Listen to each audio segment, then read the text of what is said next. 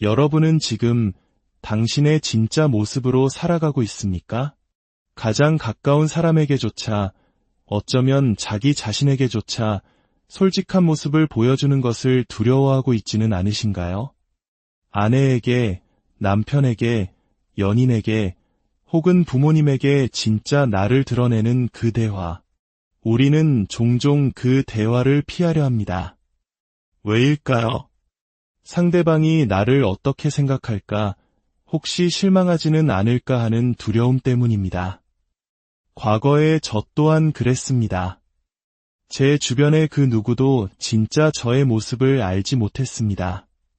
제가 다녔던 학교에는 흑인 친구들이 많았지만 저는 그들 앞에서 특수부대원이 되고 싶다는 꿈을 단 한 번도 이야기하지 못했습니다.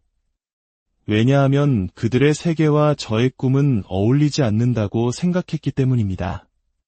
그들은 그런 일을 하지 않아.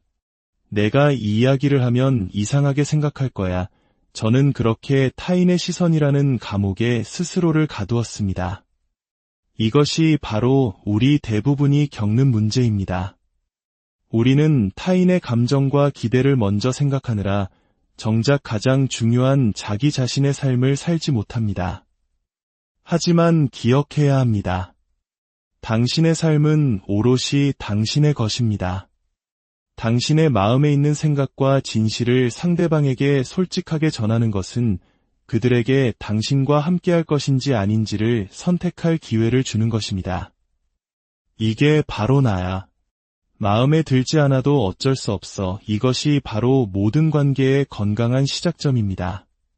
사람들은 자신이 아닌 모습으로 살아가기 위해 거짓말을 합니다. 하지만 저는 더 이상 그렇게 살지 않습니다. 제가 제 삶의 모든 추하고 어두운 부분까지 전부 드러내는 이유는 그것이 바로 누구도 반박할 수 없는 저의 진실이기 때문입니다. 밑바닥에서부터 기어 올라와 지금의 이력서를 갖게 된 지금, 저는 더 이상 다른 사람의 평가에 흔들리지 않는 자신감을 얻었습니다.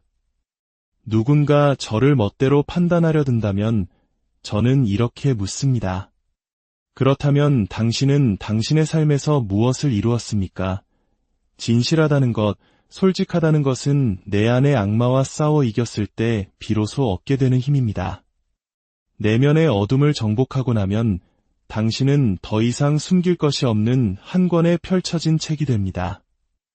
다른 사람의 눈을 똑바로 바라보며 당신이 누구인지 정확하게 말할 수 있게 되는 것입니다.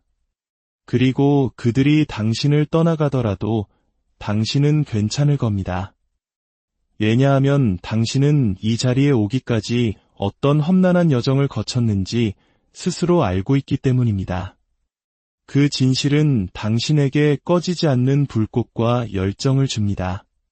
세상이 당신에게 어떤 꼬리표를 붙이든 상관없습니다. 동성애자든 실패자든 루저든 원하는 대로 부르게 두십시오. 매일 스스로를 불 속에 던져넣고 그 재 속에서 다시 태어나는 강인함을 가진 사람에게 그런 말들은 아무런 상처도 주지 못합니다. 진정한 당신의 인생은 언제 시작되는지 아십니까? 바로 당신이 못생긴 거울 앞에 서서 자신의 치부를 하나하나 인정하는 그 순간부터입니다. 나는 이래. 나는 이것도 못해.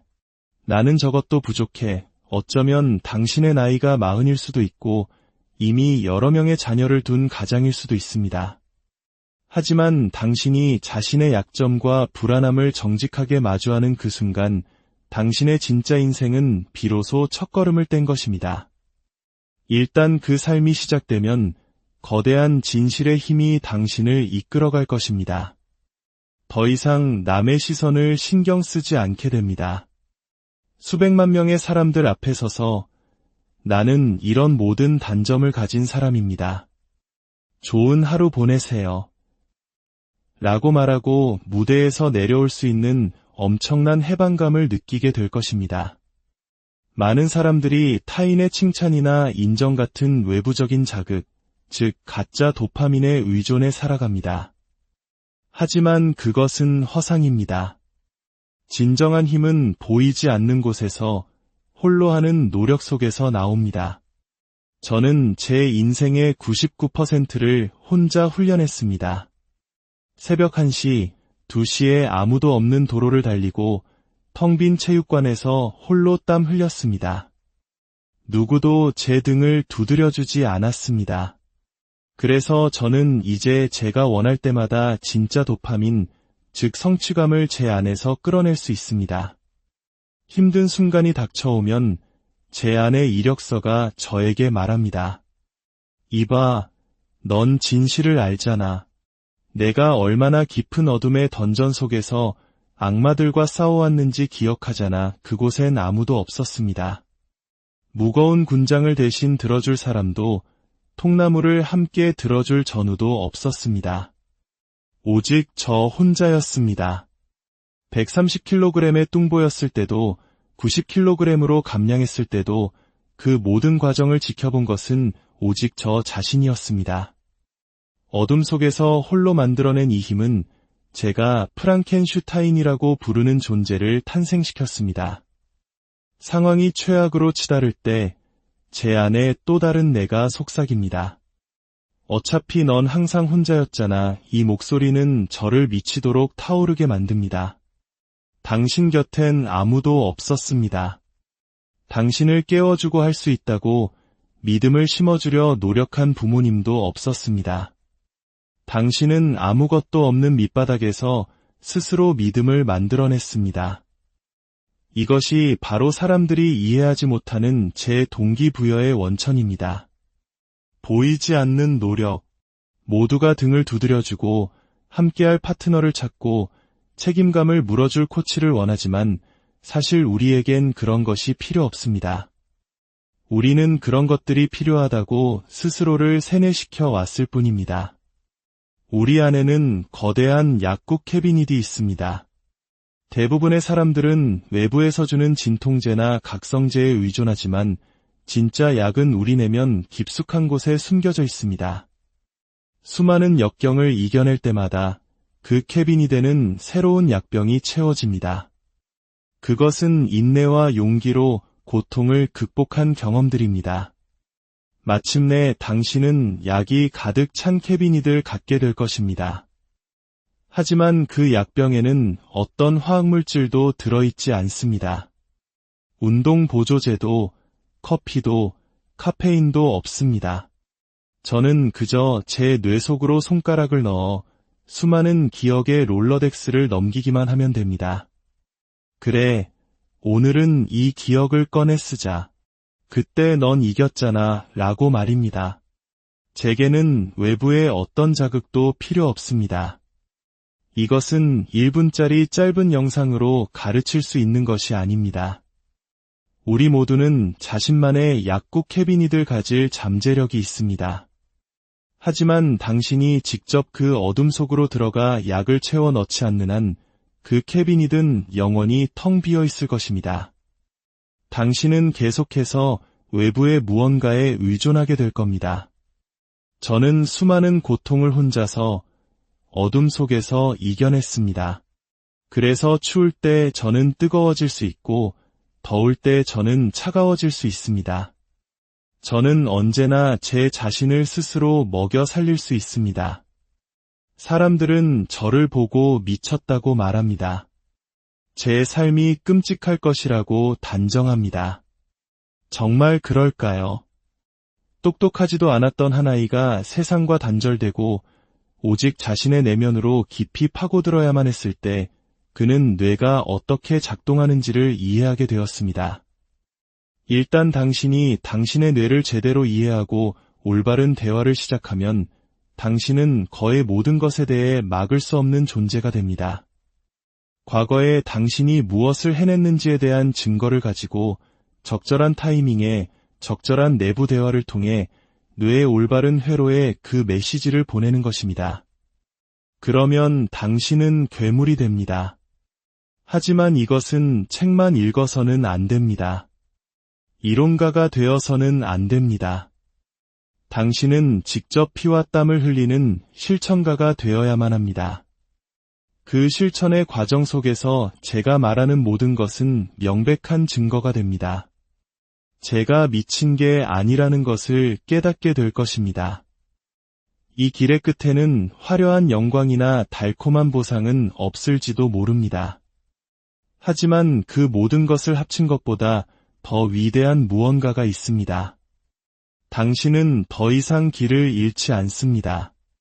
여정이 쉬워지는 것은 아니지만 당신은 언제나 당신의 길을 알고 있습니다. 저는 승리를 먼저 배우지 않았습니다. 저는 실패를 먼저 배웠습니다. 실패하는 법을 스스로에게 가르쳤습니다. 사람들은 말합니다. 그거 너무 우울하잖아요. 과연 그럴까요? 130kg 거구의 글도 제대로 읽지 못했던 제가 해군 특수부대원이 되겠다고 결심했을 때 그 과정에서 얼마나 많이 실패해야 했을까요? 실패하는 법을 모른다면 승리란 결코 존재할 수 없습니다. 저는 승리에 대해 이야기하지 않았습니다. 승리로 가는 길은 수년간의 실패를 먼저 거쳐야 한다는 것을 알았기 때문입니다. 그래서 저는 제대로 실패하는 법을 배웠습니다. 아무도 제대로 실패하는 법을 가르쳐주지 않습니다. 하지만 불가능해 보이는 도전에 나선다면 당신은 먼저 실패를 끌어안는 법을 배워야 합니다. 실패 속에 너무 오래 머물면 당신은 결코 그곳에서 빠져나오지 못할 것입니다. 성공의 첫 단계는 제대로 실패하는 법을 배우는 것이었습니다. 그리고 마침내 저는 작은 승리들을 얻기 시작했습니다. 당신이 스스로를 깊은 구덩이에 파묻었다면 먼저 당신이 겪게 될 실패에 대해 이야기해야 합니다. 그때 당신 안에 두 번째 목소리가 나타납니다. 그 목소리는 당신에게 말할 겁니다. 이봐, 거짓말은 안 할게. 넌 지금 지옥 같은 등반을 앞두고 있어. 넌 비웃음당하고 무시당할 거야. 내면의 목소리와 외부의 소음 모두가 너에게 포기하라고 소리칠 거야. 넌 지옥을 맛보게 될 거야. 그렇습니다. 그러니 저는 실패하는 법을 배워야만 했습니다. 사람들은 항상 묻습니다. 만약 더 이상 달릴 수 없게 되면 뭘 할 건가요? 저는 행성 최고의 사이클 선수가 될 겁니다. 중요한 것은 환경이 아니라 태도입니다. 당신이 약해지려 할 때 당신을 다시 싸움터로 밀어넣는 사람이 곁에 있어야 합니다.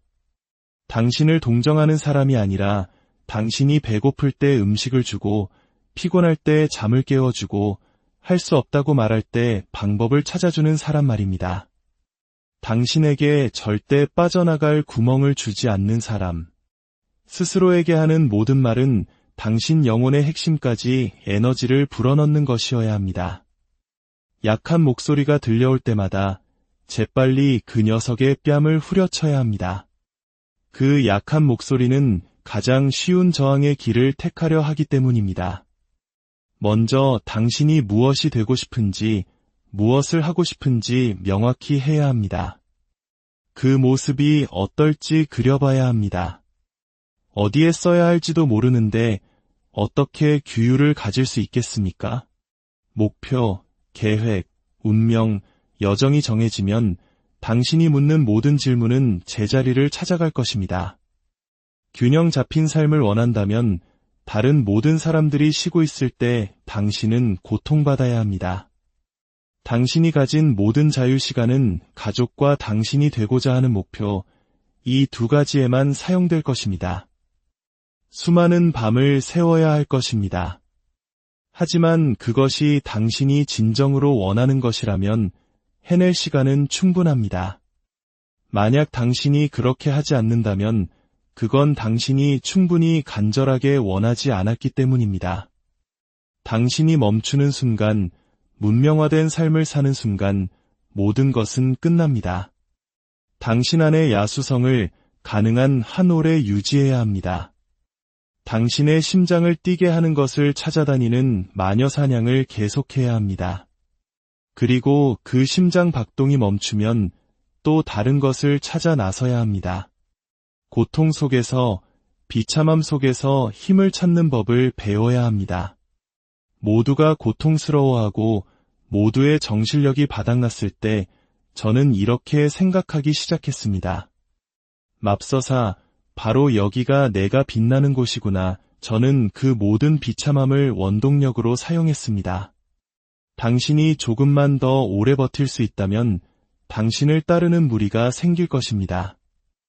지금 당신이 있는 이 자리에 아무도 오고 싶어 하지 않는다는 사실에서 엄청난 쾌감을 느껴야 합니다. 규율만이 당신의 DNA를 바꾸는 유일한 것입니다. 고통이나 괴로움을 없애주지는 않습니다. 당신은 그저 그것을 연구하고 이해하고 어떻게 느껴지는지 알게 될 뿐입니다. 숨을 쉬어야 할 때와 참아야 할 때를 알게 됩니다. 당신은 그곳을 방문했고 오랫동안 그곳에 살았기 때문입니다. 이것은 자기계발서가 아닙니다. 이것은 대체 당신은 당신의 인생을 가지고 무엇을 하고 있는가? 라고 묻는 책입니다.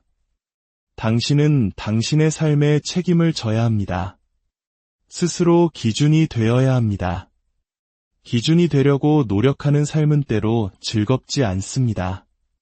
거짓말할 수 없고 남을 깎아내릴 수 없고 매일 아침 일어나 자신을 단련해야 합니다.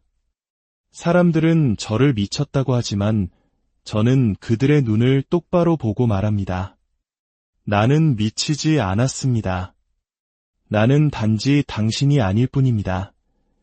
저는 책임감을 가지고 있으며 그것을 진지하게 받아들여야 합니다. 지금 이 순간 당신의 삶을 되돌아보십시오. 그리고 스스로에게 물어보십시오. 나는 나 자신에게 그리고 세상에게 진실한가? 그 대답이 당신